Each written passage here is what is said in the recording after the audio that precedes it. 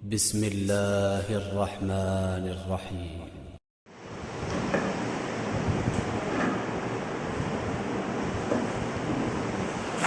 السلام عليكم ورحمة الله وبركاته.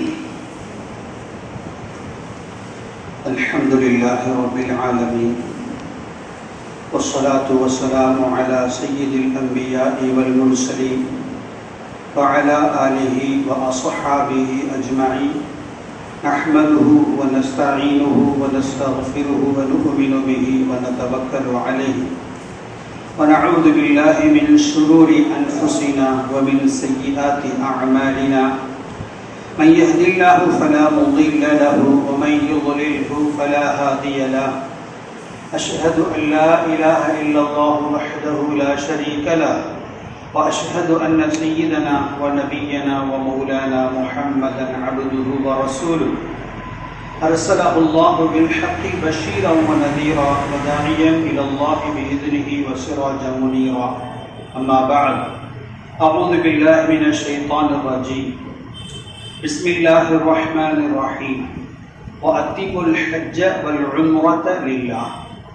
قال رسول الله صلى الله عليه وسلم: تعجلوا الحج. அளவற்ற அருளாளன் நிகரற்ற அன்புடையோன் எல்லாம் வல்ல அல்லாஹு தஆலாவுக்கு புகழ் அனைத்தும். ஸலாத்தும் ஸலாமும் நமது நாயகம் முஹம்மது ரசூலுல்லாஹி ஸல்லல்லாஹு அலைஹி வஸல்லம் அவர்கள் மீதும், அவர்களின் குடும்பத்தினர்கள், தோழர்கள், தாபிஈன்கள், தபஅ தாபிஈன்கள், நல்லோர்கள் நம் அனைவர்கள் மீதும் என்றென்றும் உண்டாகட்டுமாக. அல்லாஹு தஆலாவுடைய கிருபையால் இது ஒரு புனிதமான காலத்தில் நாம் இருந்து கொண்டிருக்கின்றோம். புனிதமான மாதங்கள், ஹஜ்ஜுடைய மாதங்கள். ஹஜ்ஜுடைய மாதங்கள்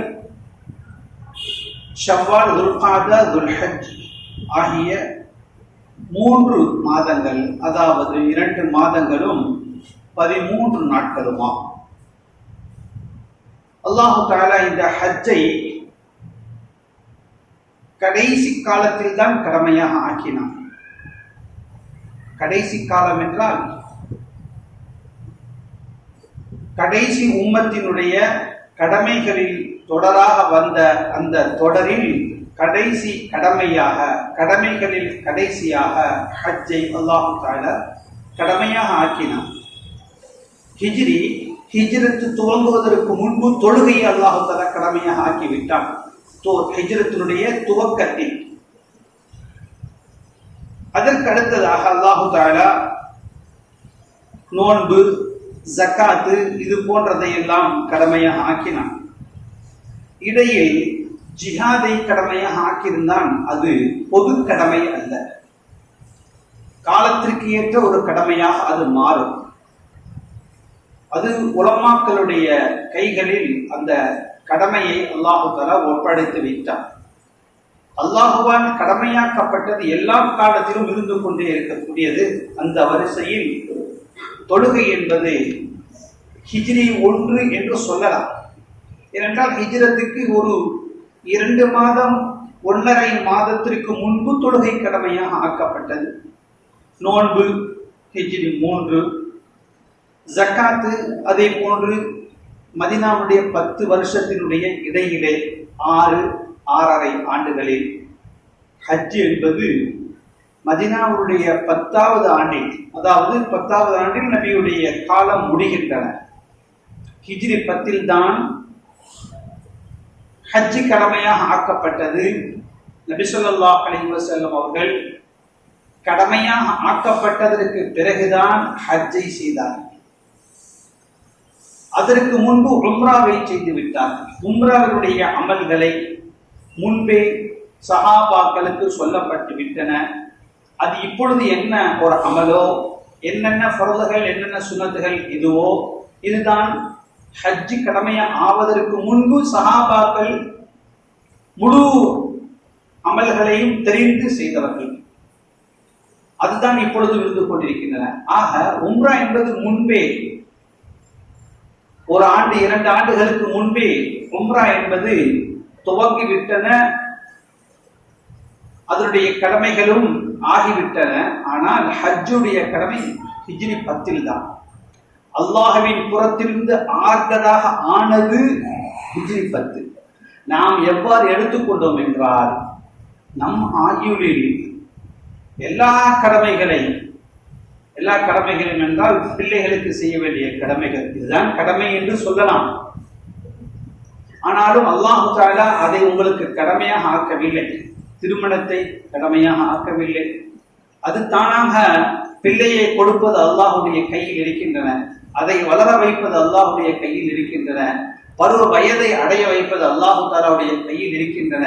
அந்த வயதை அடைந்து விட்டால் அதற்கு தேவையானதை எல்லாம் கொடுப்பதும் ஜோடிகளை சேர்ப்பதும் அல்லாஹ்வுடைய உரிமையில் அவனுடைய கைவசத்தில் இருக்கக்கூடிய செயல்கள்.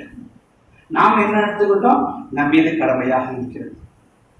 நமக்கு நாமே கடமை என்று நாமே ஒரு சட்டத்தை உருவாக்கி கொண்டு, உருவாக்கப்படாத அல்லாஹுவால் கடமையாக ஆக்கப்படாத ஒன்றை கடமை என்று வைத்துக் கொண்டு கடமையாக ஆக்கப்பட்டதை தள்ளி போடக்கூடிய நிலையில் நாம் இருந்து கொண்டிருக்கின்றோம்.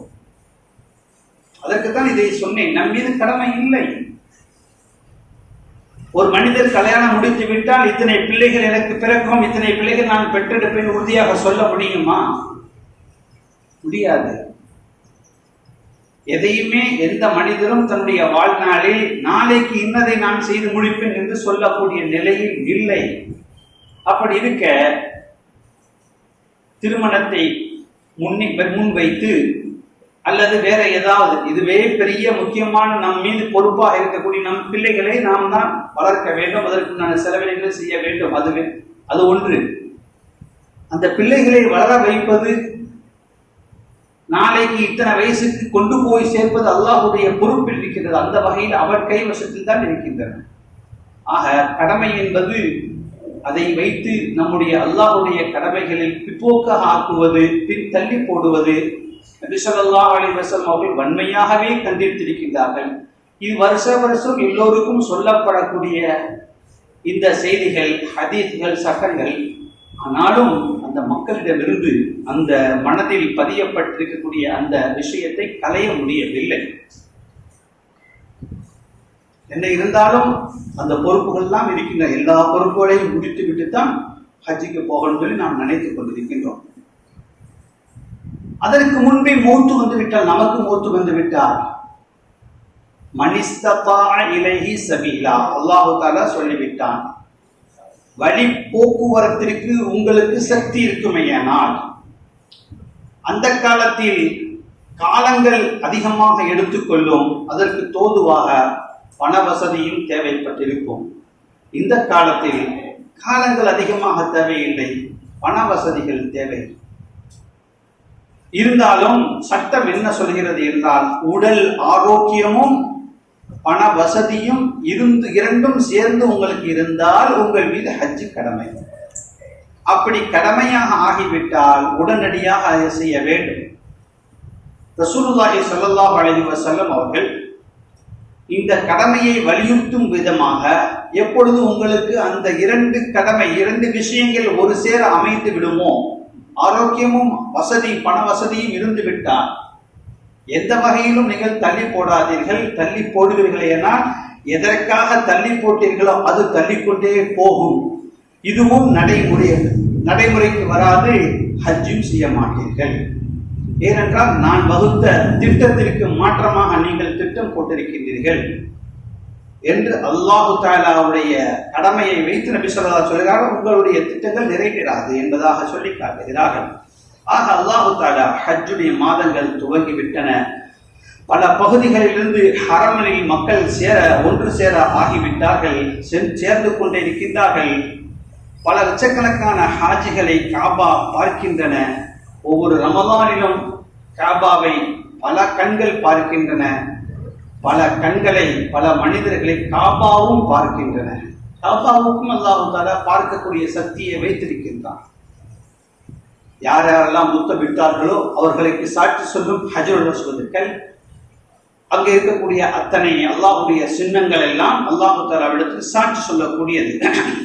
மூமினாக இருக்கின்ற ஒவ்வொரு மனிதர்களும் காபாவை, மக்காவை, மினாவை, அரஃபாவை, முஸ்தலிஃபா, ஜம்சம், தவாஃப் இதை சந்திக்காத அல்லது சிந்திக்காத இந்த 2 மாதங்கள் கழியாது, 2.5 மாதங்கள் கழியாது. அப்படி வைத்திருக்கின்றார் அல்லாஹ் தஆலா. 2.5 மாதத்தில் எந்த ஒரு மூமினும் ஹஜ்ஜை பற்றி சிந்திக்கவில்லை, ஹஜ்ஜை பற்றி காதில் கேட்கவே இல்லை என்று ஏதாவது ஒரு மூமினை காட்ட முடியுமா? முடியாது. நிச்சயமாக அவர் சிந்திக்க வேண்டும் அல்லது கேட்க வேண்டும். சந்திக்கக்கூடியவர்கள் நிறைய இருக்கின்றார்கள், சிந்திக்கக்கூடியவர்கள் அதை விடவும் அதிகமாக இருந்து கொண்டிருக்கின்றார்கள். ரசூலுல்லாஹி ஸல்லல்லாஹு அலைஹி வஸல்லம் சொன்னார்கள், தஅஜ்ஜலு அல் ஹஜ், ஹஜ்ஜை விரைவுபடுத்துங்கள் என்பதாக சொன்னார். ஹஜ் செய்வதை வேகமாக, அது தயாரிப்பு செய்வதை விரைவாக தயாரிப்பு செய்யுங்கள். ஹஜ்ஜுடைய அமல்களை வேகமாக செய்ய சொல்லவில்லை. எந்த அமலையும் எடுத்துக்கொள்ளுவேனால் வேகமாக செய்ய சொல்லி எந்த கடமையும் அல்லாஹ் தஆலா சொல்லவில்லை. ஹஜ்ஜுக்கு மட்டும் விரைவுபடுத்துங்கள் என்று தஅஜ்ஜலு அல் ஹஜ், ஹஜ்ஜை விரைவாக செய்யுங்கள் என்பதாக ரசூலுல்லாஹி ஸல்லல்லாஹு அலைஹி வஸல்லம் சொல்லி காட்டினார்கள். ஏனென்றால் மற்ற கடமைகள் எல்லாம் ஒரு நாளைக்கு 5 நேரம் தொழுகை வரும், அவரவர்கள் தொழுது போய்விடுவார்கள். தொழாதவர்கள் அதற்கு அல்லாஹ் தஆலா பதில் சொல்வார்கள். அதை விரைவாக செய்யுங்கள் என்று சொல்லவில்லை. ஆரம்ப நேரத்தில் நீங்கள் தொழுவீர்களேனால் கூடுதலான நன்மை பெறுவீர்கள். மத்திய நேரத்தில் நீங்கள் தொழுவீர்களேனால், இடைப்பட்ட நேரத்தில் தொழுவீர்களேனால் அதற்கு தோதுவான சமமான நன்மைகளை பெறுவீர்கள். கடைசி நேரத்தில் தொழுதால் கடமையை நீங்கள் நிறைவேற்றி விட்டீர்கள், நேரத்தோடு தொழுது விட்டீர்கள். நேரம் தவறி தொழுதால் குற்றவாளிகளாக ஆகின்றீர்கள். இப்படி அதனுடைய தொழுகைகளை வகைப்படுத்தப்பட்டிருக்கின்றன. வேகமாக, விரைவாக, அவசரமாக செய்து முடியுங்கள் என்று உங்களை தொழுகையின் பக்கம் விரைவுபடுத்த அல்லாஹ்வோ ரசூலோ சொல்லவில்லை. நோன்பு அதுவும் அப்படித்தான். அந்த மாதம் வந்தால் நீங்கள் நோன்பு வைங்கள். 1 நாளோ 2 நாளோ, நான் கூடுதலாக 31 நாள், முழுமையாக 30 நாள் எனக்கு கிடைக்கணுங்கிறதுக்காக முற்படுத்தவும் கூடாது. அது டைம் வரும்போது அந்த நேரத்தை சரியாக பயன்படுத்திக் கொள்ளுங்கள். ஹஜ்ஜுடைய விஷயத்தில் மட்டும் உங்கள் மீது கடமை ஏற்பட்டு விட்டால் அதற்கு பிறகு எத்தனை ஆண்டுகள் இருக்கலாம் உங்களால் உறுதியாக சொல்ல முடியாது. ஆகவே விரைவாக செய்யுங்கள் என்பதாக அல்லாஹ் தஆலா ஹஜ் விஷயத்தில் மிகவும் வலியுறுத்தி அதை விரைவுபடுத்த செய்ய சொல்லியிருக்கின்றான். ரசூலுல்லாஹி ஸல்லல்லாஹு அலைஹி வஸல்லம் அவர்கள் சஹாபாக்களை இளமையிலேயே ஹஜ் செய்ய சொல்லி ஏவுவார்கள். ஒவ்வொருவருடைய நிலைகளும், அவருடைய குடும்ப நிலைகள், வருமானம் அனைத்தும் நபி அவர்களுக்கு தெரியும். ஆகவே அவர்கள் அது எதை தெரியும்? ஜகாத் கொடுப்பதை வைத்து தெரியும். அந்த கடமையை சரியாக நிறைவேற்றக்கூடியவர்கள் எல்லா மக்களும் இருந்து விட்டால் எல்லா மக்களுக்கும் தெரிந்துவிடும் இவர்கள்லாம் ஹஜ்ஜி கடமையானவர்கள் என்பதும் சரியாக தெரிய வந்துவிடும். ஆகவே தான் நபி ஸல்லல்லாஹு அலைஹி வஸல்லம் அவர்கள் கடமை ஏற்பட்ட உடனேயே அந்த ஆண்டிலேயே ஹஜ்ஜி எப்பொழுது வருகிறதோ உடனே ஹஜ்ஜிக்கு நீங்கள் போய்விடுங்கள் என்பதாக சொல்வார்கள். அப்பொழுது சஹாபாக்கள் எந்த ஒரு காரணத்தையும் முன்வைத்து நான் இந்த காரியத்தை முடித்து விட்டு போகின்றேனே, சஹாபாக்களும் சொல்லவில்லை, ரசூலுல்லாஹி ஸல்லல்லாஹு அலைஹி வஸல்லம் அவர்களும் அவர்களுக்கு அதை தள்ளி போடுவதற்குண்டான எந்த விஷயத்தையும் ஏவவும் இல்லை. மிகப்பெரிய எச்சரிக்கை அல்லாஹு தஆலாவால் ஹஜ் விஷயத்தில் அதிகமாக சொல்லப்பட்டிருக்கின்றன. இன்னஹு லமஹ்ரூமுன், எவர் ஹஜ் கடமையாக ஆகி அவர் மீது மட்டும்தான் இந்த ஹதீஸினுடைய எச்சரிக்கையே வருகின்றன. எவருக்கு ஹஜ் கடமையாக ஆகி அவர் ஹஜ் செய்யவில்லை அவர் மீது மட்டும்தான் இந்த ஹதீஸினுடைய அல்லாஹு தஆலாவுடைய சொல்லக்கூடிய ஹதீஸ் குதுஸ் என்று சொல்வார்கள். அல்லாஹு தஆலா சொல்வதாக நபி ஸல்லல்லாஹு அலைஹி வஸல்லம் சொல்லி காட்டினார்கள். எவர் ஹஜ் செய்ய கடமையாக ஆகி ஹஜ்ஜை செய்யவில்லையோ இன்னஹு லமஹ்ரூமுன், அவன் அனைத்து விஷயத்தை விட்டும் தடுக்கப்பட்டவன் என்று சொல்லிவிட்டார்கள். எதை விட்டு தடுக்கப்பட்டார்கள்? பாவங்களை விட்டா. அது பொதுவாக எல்லோருக்கும் கிடைக்க வேண்டிய பாக்கியங்களை விட்டும் அவர் மறுக்கப்பட்டவர்களாக, தடுக்கப்பட்டவர்களாக, ஒதுக்கப்பட்டவர்களாக, புறம் தள்ளப்பட்டவர்களாக, இப்படி அர்த்தங்கள் வைக்க வேண்டும் இன்னஹு லமஹ்ரூமுன் என்பதற்கு. அப்போ ஹஜ்ஜை தள்ளி போடுவதின் காரணமாக இவர் என்ன ஒரு காரியத்தை முன்வைத்து தள்ளி போடுகின்றாரோ அனைத்து காரியமும் தடுக்கப்பட்டு விட்டன. இன்னஹு லமஹ்ரூம், அவர் அனைத்து விஷயம் நல்ல காரியங்களை விட்டும் தடுக்கப்பட்டவராக ஆகின்றார். அல்லாஹு தஆலாவுடைய ஆயத்திலேயே அதைவிட கடுமையான வார்த்தைகளை சொல்லி காட்டுகிறான். மனிஸ்ததா இலைஹி சபீலா வமன் கஃபர, எவர் போய் வருவதற்கு சக்தி பெற்று விட்டாரோ அவர் மீது ஹஜ் அல்லாஹுக்காக வேண்டி செய்ய வேண்டிய கடமை ஆகிவிடுகின்றன என்று அல்லாஹ் சொல்லிவிட்டு ஒமன் கஃபர, எவர் மறுக்கின்றாரோ, இங்க அல்லாஹு தஆலா அதற்கு முந்திய ஒரு நிலைப்பாட்டை சொல்லவே இல்லை, எடுக்கவே இல்லை. எவர் அதை பிற்படுத்துகின்றாரோ, அதை தாமதப்படுத்துகின்றாரோ அப்படிலாம் சொல்லவில்லை. நேரடியாக எங்க வருகின்றான், நிராகரிக்கின்றாரோ, அப்படி என்றால் தானாகவே பிற்படுத்தி போவார். ஆனால் அவரும் நிராகரிக்கக்கூடிய கடைசி கட்டத்துக்கு சேருகின்றார். ஒமன் கஃபர, எவர் அதை புறக்கணிக்கின்றாரோ, ஃபைனல்லாஹ கனியுன் அனில் ஆலமீன், நிச்சயமாக அல்லாஹு தஆலா உங்களை விட்டும் தேவையற்றவன். நீங்கள் ஹஜ் செய்வதன் காரணமாக அல்லாஹு தஆலாவுடைய அந்தஸ்து கூடிவிடப் போவதும் இல்லை, நீங்கள் ஹஜ் செய்யாததின் காரணமாக அல்லாஹ்வுடைய அந்தஸ்து குறைந்துவிடப் போவதும் இல்லை என்பதையும் அல்லாஹு தஆலா இங்கே சொல்லி காட்டுகின்றான். இப்போ என்ன வார்த்தையை பயன்படுத்துகின்றான் என்பதைத்தான் கவனிக்க வேண்டும். கடினமான வார்த்தை. எவர் நிராகரிக்கின்றாரோ, காஃபிராக அதை நிராகரித்து குஃப்ரிலே போகின்றாரோ, குஃப்ருடைய செயலை செய்கின்றாரோ, தாமதித்து பிற்படுத்தி போகக்கூடியவர்களுக்கு சொல்லக்கூடிய வார்த்தை. ஆகவே அல்லாஹு தஆலாவும் ரசூலுல்லாஹி ஸல்லல்லாஹு அலைஹி வஸல்லம் அவர்களும் மிக கடினமாக எச்சரிக்கை செய்திருக்கின்றார்கள். இன்னும் சில பேருடைய நோக்கம் எது நமக்கு தெரியாது, செயல்பாடுகள் அதை காட்டுகின்றன. உம்ரா செஞ்சு விட்டால் போதும், ஹஜ்ஜுக்கு போகணும், ஹஜ்ஜுடைய அந்த இடத்துக்கு போகணும், போயிட்டோம் உம்ராவுக்கு, 15 நாள்ல முடிஞ்சு, வியாபாரத்துக்கு இடத்தில் இல்லை, உம்ராவுக்கு மட்டும் போயிட்டு வந்துட்டோம்னா அந்த கடைசி கடமையை நிறைவேற்றியவராக அவர் நினைத்துக் கொண்டிருக்கின்றார். அதாவது ரசூலுல்லாஹி ஸல்லல்லாஹு அலைஹி வஸல்லம் சொல்வார்கள், சில பேர் ஹஜ்ஜை வியாபாரமாக செய்வார்கள் என்று சொல்வார்கள். அது எப்படி ஹஜ்ஜை வியாபாரமாக செய்வார்கள் என்றால், இப்படித்தான் ஹஜ்ஜுக்குன்னு போனா 7 லட்சம் 8 லட்சம், உம்ராவுக்குள் போனா 1 லட்சம், ஹஜ்ஜுக்குன்னு போனா 40 நாள் வியாபாரத்தை விட வேண்டும், உம்ராவுக்கு போனால் 15 நாள், இப்போ அது 13 நாளாக ஆச்சு. ஒரு வாரத்திலேயே கூட்டு வரதுக்கும் தயாராக இருக்கின்றார்கள். அதையும் மக்கள் பயன்படுத்துகின்றார்கள். ஒரு வாரத்திலேயே போயிட்டு முடிச்சுட்டு ஓடி வந்துடலாம். அப்ப இதுதான் வியாபாரம். எவர் ஹஜ்ஜு கடமையை நிறைவேற்றி விட்டாரோ அவர் போகின்றார், இது வேற. அவர் ஆசைக்காக போகின்றார். இந்த வருஷம் உம்ராவுக்கு ரம்ஜான்ல போயிட்டு வரணும், ரம்ஜானுக்கு முன்னாடி போயிட்டு வரணும், எப்பொழுதெல்லாம் லீவு கிடைக்கிறதோ அப்போ போயிட்டு வரணும் குடும்பத்தோட, அது வேறு. அவர் கடமையை நிறைவேற்றி மேல்மிச்சமாக உபரியான அமலை செய்கின்ற அர்த்தம். ஹஜ்ஜையே செய்யவில்லை, ஹஜ் செய்யக்கூடிய பாக்கியம் வசதி வாய்ப்புகள் எல்லாம் இருக்கின்றன, அவர்களும் இந்த உம்ராவை செய்துவிட்டு அதையோடு நிறைவேற்றி முடித்துக் கொள்கின்றார்கள். அவர்களை பற்றி சொல்லக்கூடிய செய்திதான் ஹஜ்ஜை வியாபாரமாக சிலர்கள் செய்து கொண்டிருக்கின்றார்கள் என்று நபி ஸல்லல்லாஹு அலைஹி வஸல்லம் இதுவும் ஒரு எச்சரிக்கை.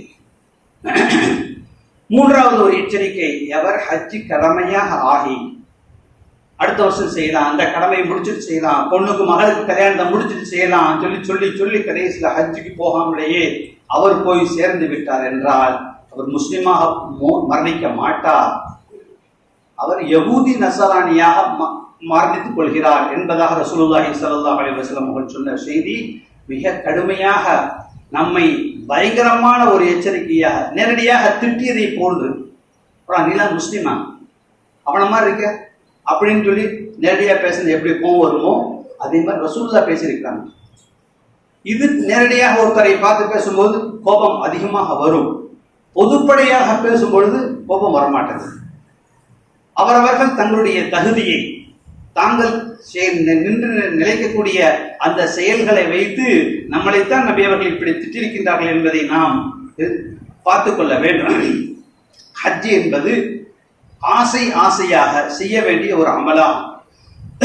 ஏனென்றால் அல்லாஹு தஆலா கடந்த காலங்களை எடுத்துக்கொள்வோமே ஆனால் ஆசையாக யாரெல்லாம் அந்த ஹஜ்ஜை காபத்துல்லாவை பார்க்க வேண்டும், அல்லாஹு தஆலாவுடைய வீட்டை பார்க்க வேண்டும் என்ற ஆசையோடு இருக்கின்றார்களோ அவர்களையெல்லாம் பொறுக்கி கொடுத்து அல்லாஹு தஆலா கொண்டு போய் சேர்க்கின்றான். அவர்களுடைய வசதி ஒன்றுமே இருக்காது, ஆனால் ஹஜ்ஜுக்கு போயிட்டு வந்திருப்பார்கள். யாருக்கெல்லாம் அல்லாஹு தஆலா அந்த ஆசையே இல்லையோ, அதை பற்றி சிந்தனையே இல்லையோ, அவர்கள் பெரும் செல்வந்தர்களாக இருந்தும் ஹஜ் செய்யாமல் மரணித்திருக்கின்றார்கள். அவருடைய செல்வத்தையும் அல்லாஹ் தஆலா உலகத்திற்கு இவ்வளவு பெரிய செல்வந்தர் ஹஜ் செய்யவில்லை என்று அல்லாஹ் உலகத்திற்கு காட்டிவிட்டான். அதெல்லாம் பின்னாடி வரக்கூடிய மக்களுக்கு ஒரு படிப்பினை, எச்சரிக்கை. உனக்கு பின்னாடி வரக்கூடிய மக்கள் இதை மாதிரி பேசுவார்கள். இந்த பேச்செல்லாம் கபரிலே உனக்கு வேதனையை அதிகமாக ஆக்கும். இப்பொழுது யாரெல்லாம் பேசப்படுகின்றனவோ கடந்த காலங்களில் அவர்களுடைய பெயர்கள் எல்லாம் சொல்லப்பட்டிருக்கின்றன. முகலாயர்கள் ஹஜ் செய்ததாக சரித்திரத்தில் இல்லை. ஆட்சியாளர்கள், பெரும் பெரும் செல்வந்தர்கள் இதை பேசும் பொழுது அவர்களுக்கு கபரிலே வேதனை குற்றமா இருக்கும். அல்லாஹு தஆலாவிடத்தில் கியாமத் நாளில் உலக மக்களைத்தான் சாட்சிகளாக நான் வைத்திருக்கின்றேன் என்று சொல்லி காட்டுகின்றான். இப்போ நாம பேசுகின்றோமே, இது அவர்களுக்கு பாதகமான சாட்சி. இதையெல்லாம் பேசித்தான் உங்களை திருத்த வேண்டும் என்று அல்லாஹ் முடிவு செய்கின்றான். முன்னோர்களை இப்படி சில பேர்களை அவர்களுடைய பண ஆசை, உலக ஆசை, இதை வைத்து அவர்கள் ஹஜ்ஜை செய்யாமல் மரணிக்க வைத்ததை வைத்து பின்னாடி மக்களுக்கு ஒரு பாடமாக, படிப்பினையாக, தங்களை சீராக ஆக்கிக் கொள்ள வேண்டும் என்பதற்காக வேண்டி ஒரு பாடமாக அவர்களை வைத்திருக்கின்றான். அப்படியும் செய்யவில்லை என்றால் அவர்களுடைய வரிசையில் காலம் போக போக எச்சரிக்கைகள் அதிகமாக செய்யப்பட்டும் செய்யாதவர்களாக இருக்கும் பொழுது அதனுடைய வேதனை கடினமானதாக இருக்கும் என்பதை நாம் இங்கே புரிந்து கொள்ள வேண்டும். இப்படி அல்லாஹு தஆலா ஹஜ் ஒரு ஆசை பயணமாக வைத்ததும் ஒரு அற்புதம், முஅஜிஸா. யார் பஞ்ச பராரியாக இருப்பார், ஹஜ்ஜுக்கு போவார். நீட்டாக நெடுப்பாக அவர் உடை உடுத்துவார், நடப்பார், பழகுவார், மக்களுக்கு மத்தியில் பிரபலமாக இருப்பார். அங்க போனால் ஒன்றுமே, அந்த ஹஜ்ஜுடைய நசீபு ஒன்றுமே இல்லாமல் இருக்கும். அல்லாஹ் தஆலா மறுமையில் போகும் பொழுது அவர் பஞ்ச பராரியாக இருப்பார். இங்க பஞ்ச பராரியாக இருந்த ஹஜ் செய்தவர் அங்க நீட்டாக உடை உடுத்தி பெருமையாக நடந்து கொள்ளக்கூடிய நிலை அல்லாஹ் வைக்கின்றான். இது ஒரு அற்புதம். ஹஜ்ஜி உலக மக்களை வாழ வைக்கின்றன, உலக மக்களையும் பாதுகாக்கின்றன, காபத்துல்லா தன்னைத்தானும் பாதுகாத்துக் கொண்டிருக்கின்றன, உலக மக்களை பாதுகாக்கின்றன. ஹஜ் என்பது, அதாவது காபத்துல்லா என்பது, இதுவும் அந்த காபத்துல்லாவுக்கு ஹஜ்ஜிக்கு அல்லாஹ் வைத்திருக்கக்கூடிய முஅஜிஸா, அற்புதம். அபூ தாலிப், அப்துல் முத்தலிப், ரசூலுல்லாஹி ஸல்லல்லாஹு அலைஹி வஸல்லம் அவர்கள் பிறப்பதற்கு 50 ஆண்டுகளுக்கு முன்பு நடந்த நிகழ்வு. யானை படையை வைத்து காபத்துல்லாவை அடித்து நொறுக்குவதற்காக வேண்டி ஒருத்தன் வந்தான். ஆனால் ஊர் மக்கள் எவ்வாறு இருக்கின்றார்கள் என்பதை சோதித்து பார்ப்பதற்காக வேண்டி ஊருடைய தலைவர் அப்துல் முத்தலிபுடைய 100 ஒட்டகத்தை முதலிலே கடத்தி கொண்டு வாருங்கள் என்பதாக உத்தரவிட்டான். 100 ஒட்டகங்கள் கடத்தி கொண்டு போடப்பட்டன. அப்துல் முத்தலிப் நேராக போனார். அப்ரஹாவிடமே நேரடியாக அந்த படையினுடைய தலைவர், அதாவது அந்த நாட்டினுடைய மன்னரான, நேரடியாக போய் என் ஒட்டகத்தை கொடு என்பதாக கேட்டார். அப்போ அவன் சோதித்து பார்ப்பதற்காக வேண்டி எதிர்ப்பு எப்படி இருக்கிறது என்பதை, எதிரிகளுடைய பலம் எப்படி இருக்கிறது என்பதை தெரிந்து கொள்வதற்காக வேண்டித்தான் இந்த 100 ஒட்டகங்கள் கடத்தப்பட்டிருக்கின்றன.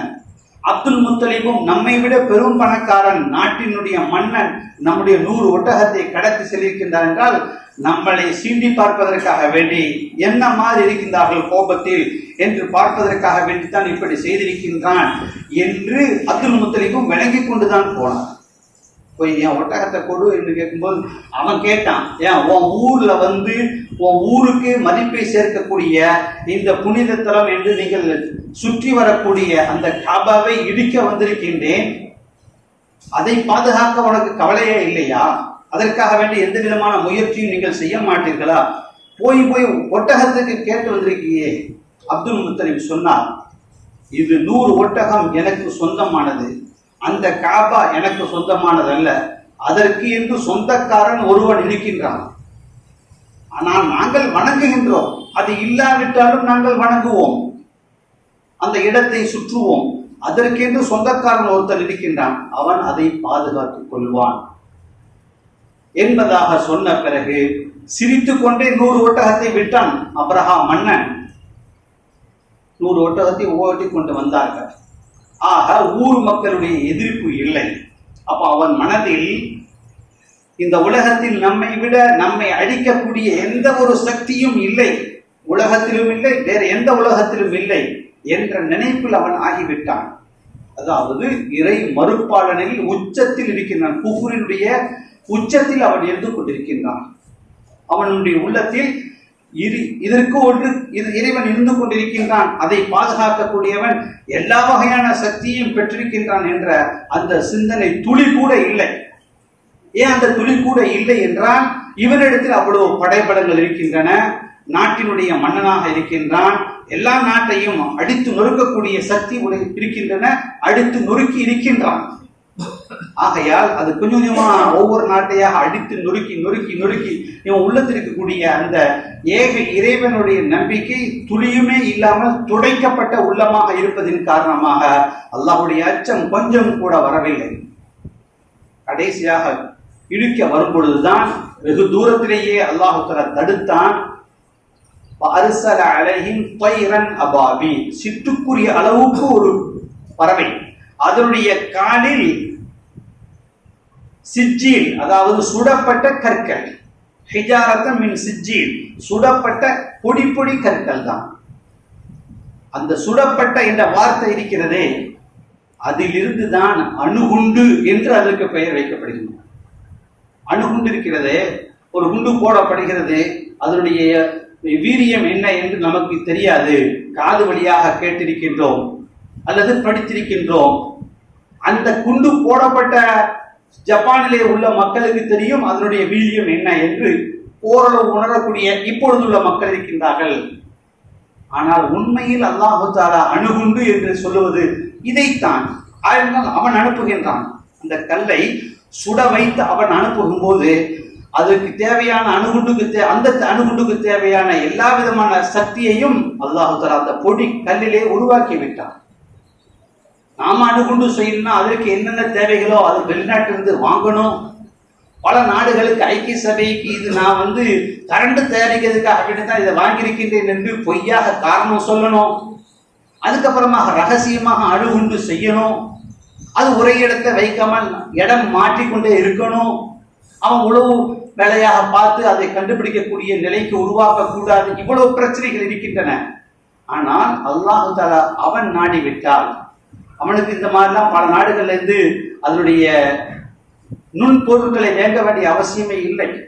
குன் என்றால் ஆகிவிடும், ஆகு என்றால் நடந்துவிடும். அப்படிப்பட்ட அந்த அல்லாஹ் அந்த பொடி கல்லிலே தான், அதனாலதான் நீ இது அணுகுண்டு என்று புரிந்து கொள்வதற்காக வேண்டித்தான் வெறுமன ஹிஜாரத் என்று சொல்லவில்லை. ஹிஜாரத் என்றால் கல்லு, ஹஜர் என்றாலும் கல்லு, ஹே ஜீம் ரே வந்துவிட்டால் அது கல்லு தான். அது பொடி கல் என்று சொல்வதற்காக ஹிஜாரத்தன் என்ற ஒரு வார்த்தை வருகின்றன. மின் சிஜ்ஜீல் என்ற வார்த்தை தான் அந்த கல் சாதாரணமான கல் அல்ல, அது பெரிய அணுகுண்டு.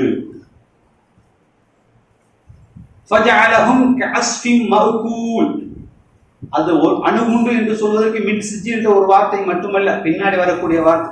அந்த அணுகுண்டு போடப்பட்டதின் காரணமாக யானையும் அது யானையை ஓட்டி வந்த அந்த படையும் எப்படி ஆடப்பட்டது என்றால் அல்லாஹ் அவர்களை ஆக்கினான் தின்னு விழுங்கி மேல வாயால நல்ல சவைச்சி கீழே போடப்பட்ட புல்லை போன்று அந்த மனிதர்களும் யானைகளும் ஆகிவிட்டன. அப்படிப்பட்ட அளவுக்கு அந்த பொடி கல்லு தாக்கத்தை உருவாக்குகின்றது என்றால் அல்லாஹு தஆலா அதை பாதுகாக்கக்கூடியவன் ஒருவன் இருக்கின்றான்.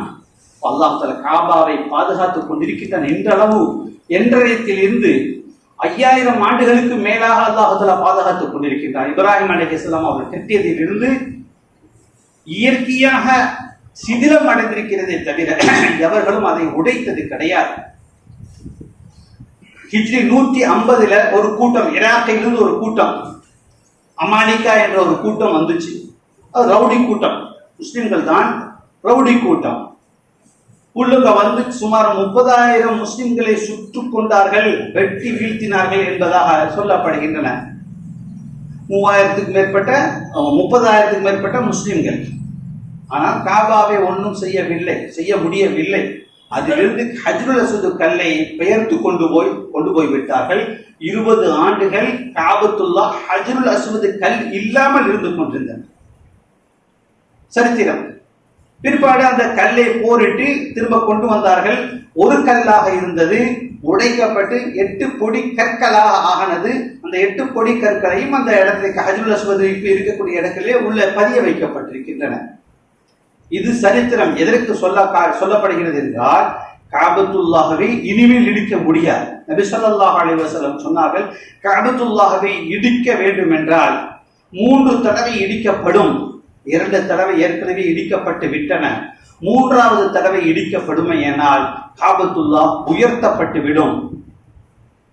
காபத்துல்லா உயர்த்தப்பட்டு விடும் என்றால் அதுக்கு பிறகு பூமியில் காபத்துல்லா இருக்கும் பொழுதும், அந்த காபத்துல்லாவை தவாஃப் செய்யக்கூடிய நிலை இருக்கும் பொழுதும், மூமின்கள் இருக்கும் வரைக்கும் உலகம் இருக்கும். அப்போ கியாமத்தினுடைய சமயத்தில் தான் அல்லாஹு தஆலா அந்த காபாவை உயர்த்தக்கூடியவனாக ஆகின்றான், குர்ஆனை உயர்த்தக்கூடியவனாக இருக்கின்றான். 3வது தடவை இடிப்பதற்கு முன்பு அதை பாதுகாக்கக்கூடிய பொறுப்பு, பாதுகாக்கக்கூடிய சக்தி தவாஃபு செய்வதில் வைத்திருக்கின்றான். எவ்வளவுக்கு எவ்வளவு தவாஃபுகள் செய்யப்படுகின்றனவோ, எவ்வளவு கூட்டம் அதில் தவாஃப் செய்து கொண்டே இருக்கின்றனவோ, அதுவரைக்கும் அது முஸ்லிம்களுடைய கையில் இருக்கும். எவனும் அதை தொடக்கூட முடியாது. தொடுவதற்காக வேண்டி ஒரு வார்த்தை வெளியிட முடியாது.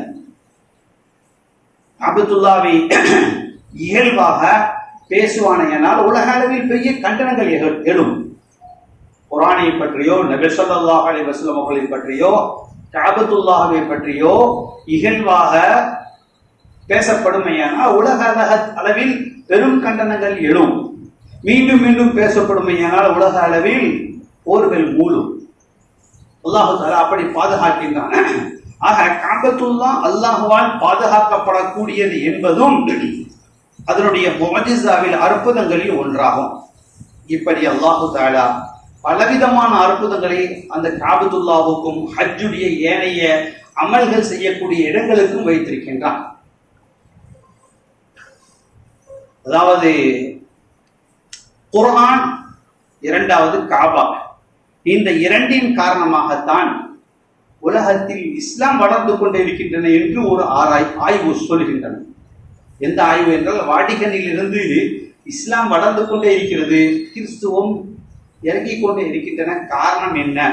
ஆராய்ச்சி செய்யுங்கள். 10 ஆண்டுகள் உங்களுக்கு நேரம். 10 ஆண்டுகள் ஆய்வு செய்தார்கள். ஆய்வு செய்து சொல்லக்கூடிய பல குழுக்களில் அதிகமான குழுக்கள் சொன்ன விஷயம், உலக அளவில் நாங்கள் ஆய்வு செய்தோம். 2 விஷயங்கள் முழு ஈமானையும் முழு முஸ்லிம்களையும் உயர்வுக்கு கொண்டு போய் கொண்டே இருக்கின்றன. 1 குர்ஆன், 2 காபா. எந்த ஊருக்கு போனாலும், எந்த நாட்டுக்கு போனாலும் முழு குர்ஆன் இருந்து கொண்டிருக்கின்றன. அதனுடைய டிரான்ஸ்லேஷன் மாறுமே தவிர, தர்ஜுமாக்கள் பல பாஷைகள் இருக்குமே தவிர, அரபி அல்ஹம்துலில்லாஹி ரப்பில் ஆலமீன் அலிஃப் லாம் மீம் என்று ஆரம்பித்தால் மினல் ஜின்னதி வன்னாஸ் என்றுதான் முழு உலகத்திலும் எல்லா நாடுகளிலும் குர்ஆன் அரபியில் இருந்து கொண்டிருக்கின்றன. மாற்றமே இல்லாமல் இருக்கின்றன. எந்த பாஷைக்காரர்களாக இருந்தாலும் சரி, எந்த நிறத்துக்காரர்களாக இருந்தாலும் சரி, எந்த நாட்டுக்காரர்களாக இருந்தாலும் சரி, அங்க வந்தால் ஒரே குரலில் சொல்கின்றார்கள், லப்பைக் அல்லாஹும்ம லப்பைக், லப்பைக் லா ஷரீக லக லப்பைக். ஹஜ்ஜும் குர்ஆனும் இந்த இஸ்லாத்தை வளர்த்து கொண்டே இருக்கின்றன. முஸ்லிம்களை பாதுகாத்துக் கொண்டே இருக்கின்றன. அப்ப ஏன் அடிக்கிறான்? தாக்கப்படுகின்றார்களே மூமின்கள். அல்லாஹ் தஆலா அப்படி சில பேர்களுக்கு ஷஹாதத்துடைய அந்தஸ்தை கொடுக்கின்றான். அவர் இறந்து போனவர்கள் அங்கே அதனுடைய கண்ணியத்தை பெற்றுக் கொண்டிருக்கின்றார்கள். பார்த்தவர்கள், கேள்விப்பட்டவர்கள், நாம் தாக்கப்படுகின்றோம், நாம் சிறுபான்மையாக இருக்கின்றோம், நாம் நசுக்கப்படுகின்றோம், நாம் கேவலப்படுத்தப்படுகின்றோம் என்ற எண்ணத்தில் இருந்து கொண்டிருக்கின்றோம். இந்த எண்ணமெல்லாம் ஈமானுடைய பலகீனத்தினால் வருகின்றன தவிர, போய் சேர்ந்தவர்கள், ஷஹாதத்தை அடைந்தவர்கள் சந்தோஷப்பட்டுக் கொண்டே இருக்கின்றார்கள். எப்படி தெரியும் உங்களுக்கு? ரசூலுல்லாஹி ஸல்லல்லாஹு அலைஹி ஹதீஸை சொல்கின்றார்கள், எனக்கு ஒரு ஷஹாதத் தான் கிடைச்சிருக்குது, 100 உயிரை கொடுத்து 100 தடவை நான் ஷஹீதா ஆகணும் என்று ஆசைப்படக்கூடிய மனிதர்கள் மறுமையில் வந்து சொல்வார்கள் என நபி ஸல்லல்லாஹு அலைஹி வஸல்லம் சொல்லிட்டார். அதுதான் நமக்கு ஆதாரம், நம்பி இருக்கும் அல்லவா? ஆகையால் கஅபத்துல்லாஹ், குர்ஆன், இந்த இரண்டும் உலக மக்களை வாழ வைத்துக் கொண்டிருக்கின்றன, இஸ்லாத்தை வளர்த்து கொண்டே இருக்கின்றன, இஸ்லாத்தை பாதுகாத்துக் கொண்டே இருக்கின்றன. அந்த நம்பிக்கையோடு ஹஜ்ஜி கடமையானவர்களும் ஆசை கொண்டு உடனடியாக ஹஜ்ஜை செய்வோம். ஹஜ்ஜி கடமை இல்லாதவர்களும், யா அல்லாஹ் ஹஜ்ஜை எங்களுக்கு தா, திரும்ப திரும்ப ஹஜ் செய்யக்கூடிய பாக்கியத்தை தா என்று நாம் கேட்டுக்கொண்டு இருப்போம். அல்லாஹு தஆலா நமக்கு ஹஜ்ஜுடைய உம்ராவுடைய பாக்கியங்களை திரும்ப திரும்ப தந்து கொண்டே இருப்பானாக. வாஹிரு தஅவானா அல்ஹம்துலில்லாஹி ரப்பில் ஆலமீன். நம்முடைய பள்ளிவாசல் அப்படியே இருந்து கொண்டே இருக்கின்றன. நான் ஒரு 10 நாள் ஒரு 2 வாரமா அங்க இல்லை, ஏதாவது நடந்திருக்குமான்னு பார்த்தேன். உண்மையிலேயே பார்த்தேன், வந்த உடனேயே அதை பள்ளியாசத்தான் பார்த்தேன், அப்படியே இருக்கின்றன. உண்மையிலே மன வருத்தமாக இருக்கின்றது. தாராளமாக பள்ளியாசலுக்காக உதவி செய்யுங்கள். காசு கொடுத்தா தானே வேலை நடக்கும். ஆக தாராளமாக உதவி செய்யுங்கள். அல்லாஹ் தஆலா நம்முடைய பள்ளியை முழுமையாக ஆக்குவானாக.